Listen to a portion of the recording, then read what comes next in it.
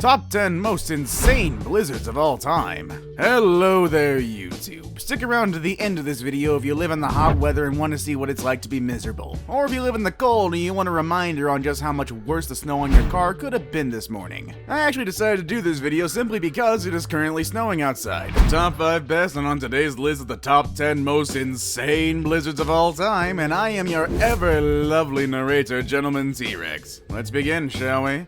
Before we go on though, why not hit that subscribe button right down there? Lets us know you like our videos and lets us have even more motivation to put more videos out. Number 10. Hurricane Sandy. Hurricane Sandy was the deadliest and most destructive hurricane of the 2012 Atlantic hurricane season. What made it so unique and dangerous was how it pummeled the East Coast states of New York and New Jersey, taking on the great metropolis of New York City, where it unleashed tons of rain and did lots of damage. But what a lot of people forget is that Hurricane Sandy also whipped up quite the snowstorm at such an out-of-season time for the state of West Virginia, where there was 1 to 3 feet, or 30 to 91 centimeters of snowfall in that state's 28 out of its 55 counties. There were heavy reports of collapsed buildings in several counties due to the sheer weight of the wet, heavy snow, and just all throughout the state at a time when the leaves would be falling and the scenery would be beautiful and decked out in Halloween decorations, as Hurricane Sandy had struck on Halloween of that year. Instead, everything was covered in snow, and while the rest of the United States East Coast had rains and flooding, West Virginia was covered in snow at such an out-of-season of time.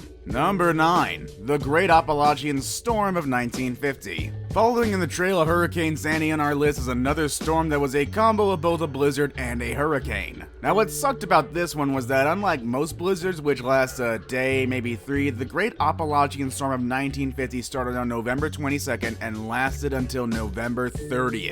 That's 8 days in a row for a storm. And the storm dropped over 57 inches of snow in both the United States and in Southeast Canada. Coupled with the fact that La Nina was a thing at the time when the storm rolled its way through the Appalachians, and you had winds reaching speeds of around 110 miles per hour, or around 177 kilometers per hour. Yeah, and this is when the United States is getting colder, so you can only imagine what that must have felt like when you already consider the cold temperatures outside. It's almost unreal that wind chills would have reached that low of a temperature, and at speed so fast too. Most of the snow fell in the state of Ohio, with over 1 foot of it in some places throughout the Buckeye State. What is interesting to note about this blizzard is that it became the one that meteorologists would go on to study for tracking and predicting winter weather. Number 8. The Great Blizzard of 1888. This storm claimed the lives of more than 400 people in the northeastern United States when it struck on March 11th and March 12th in 1888. Labeled what meteorologists called a nor'easter, which is a storm along the east coast of North America. It's called this because the winds over the coast typically originate in the northeast. And while nor'easters can occur really at any point in the year, they are most frequent and most violent between September and April, which is exactly when the Great Blizzard of 1888 took place. On a massive scale, this storm dropped from the sky 40 to 50 inches, or 100 to 127 inches of snow in the states of Connecticut, Massachusetts, New Jersey, and New York. Because of this, huge snowdrifts buried people in their homes and in trains. To make matters worse, due to the extreme winds caused by the storm, monstrous waves took to the bottom of the ocean 200 ships and their crews. Yeah, when a simple blizzard is able to whip up winds so strong that they start to cause waves to sink ships, you know that nature can truly be scary sometimes. Because who associates massive snowfall with sinking ships? No one. But it gets even scarier with Number 7. The Great Storm of 1975.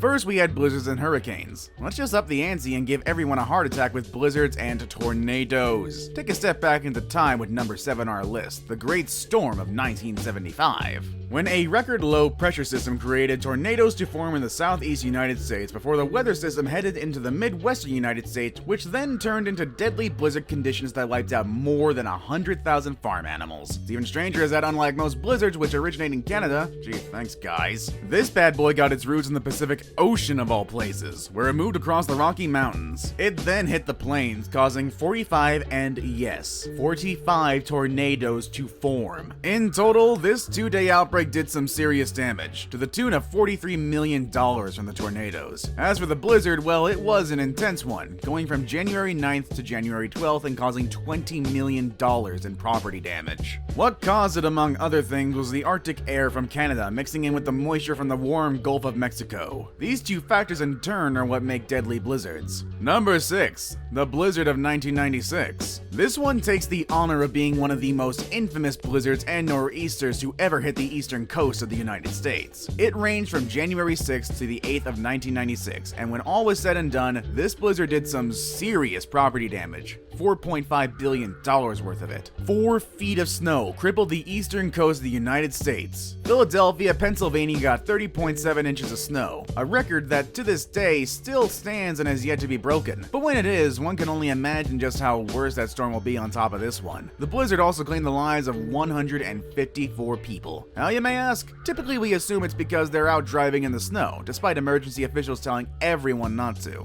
But in reality, what caused a lot of deaths for this storm was people working themselves to death. And I mean that literally. Shoveling snow.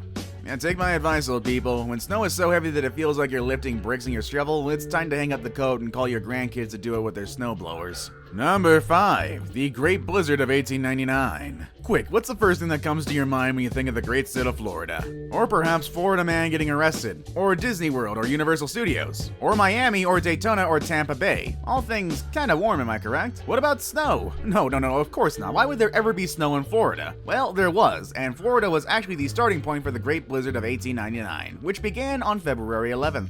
Since Mother Nature must apparently hate Florida, the snowstorm started there and they went north. What's interesting to note about this blizzard is that the temperature was so record-breakingly low that some of those records actually still hold up to this very day, 120 years later. Anyways, when the storms went north in just one single day alone, the blizzard dropped 20 inches or 50 centimeters of snow in Washington, D.C. It got worse, as the blizzard then dropped a record 34 inches or 86 centimeters in New Jersey. In the end, the Great Blizzard of 1899 went all the way from Florida to Georgia, up the eastern coast and calling it quits in Maine. That is a lot of land for just one storm to mess things up, but you should know by now, blizzards don't play by nature's rules. Number 4. Snowmageddon. This 2010 winter season storm wasn't one, but actually 2 blizzards combined that hit the northeast and mid-Atlantic United States in February 2010, back to back. Hence the appropriate name, Snowmageddon. 25 to 30 inches of snow fell from Virginia to New York, and what's even stranger, the storm actually took life in Mexico, a place that again you wouldn't expect a blizzard to do any damage in. Needless to say, the massive amounts of snow caused not only loss of power for thousands of United States residents, but also widespread collapsing of roofs, which you know is kinda dangerous thing that can kill a person. And when you're hit with blizzards, you're also hit with one of the most annoying fallouts of them: canceled flights and massive delays in air travel. At Washington Dulles International Airport alone, there were 32.4 inches or 82.3 centimeters of snow. Yeah, no plane is taking off or landing into that. And when all was said and done and the second storm had dissipated, 68.1% of the continental United States was covered in snow. Yeah, more than half of the country was blanketed in the stuff, and that's just kinda nuts in my opinion. Number 3. The 1993 Storm of the Century. When you're bequeathed with a title like that, well, you know it's gotta be good.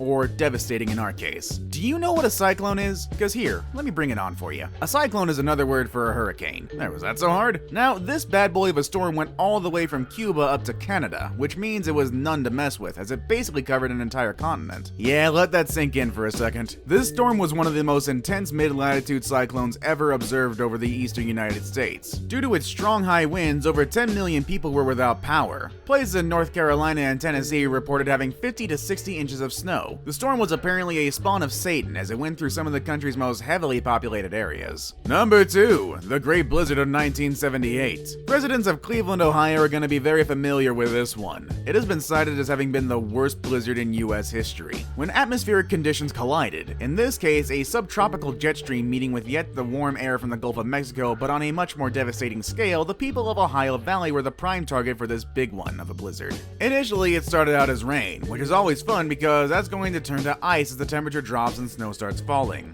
It got so bad for people in Cleveland that many just straight up abandoned their cars on the highway. Like, could you imagine doing that? Being like, well, this is it. Either I stay in this car and freeze to death or I trek it home some other way. The blizzard was the worst in Ohio history, and citizens who had access to four-wheel drive vehicles or snowmobiles were asked to drive doctors to hospitals. Wait, what? Snowmobiles? snowmobiles? That's, interesting. Could you just imagine a doctor riding on a snowmobile to work? Well, it happened. From January 26th to 27th, the entire Ohio Turnpike was shut down for the first time ever. This storm was so bad that the National Weather Service categorized it as a rare severe blizzard, with horrible whiteout conditions and winds up to 100 miles per hour. The wind chill across most of Ohio reached negative 60 degrees Fahrenheit or negative 51 degrees Celsius. And as bad as this storm sounds, it would only get topped just a few weeks later by... Alright, I saved the best for last, but first I have a quick challenge that only takes 5 seconds to complete. So if you can leave a like and subscribe within the next 5 seconds, you'll get 10 years of amazing luck. Just give it a try, it really works. Number 1. The Northeastern United States blizzard of 1978. When a storm that happened over 40 years ago has its own website, well, you know it's one for the books. This storm hit New England, New York, and New Jersey all at the same time from February 5th to the 7th, 1978. At some point, this storm was so bad that it brought about the rare weather phenomenon known as thunder snow, which is a thunderstorm complete with thunder and lightning, but instead of rain, it's snow.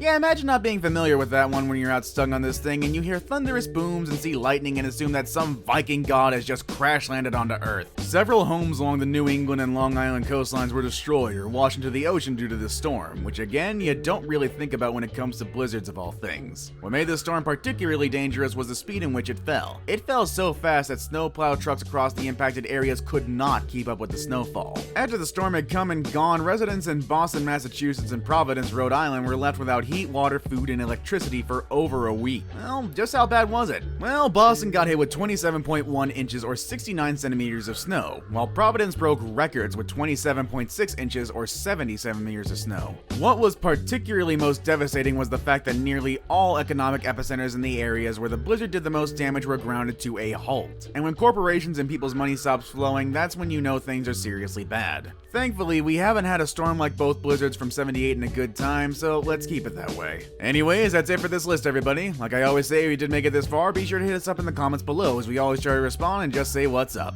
Also, don't forget to drop a like down below, because we're top 5 best, and thanks for watching, guys. See you around next time.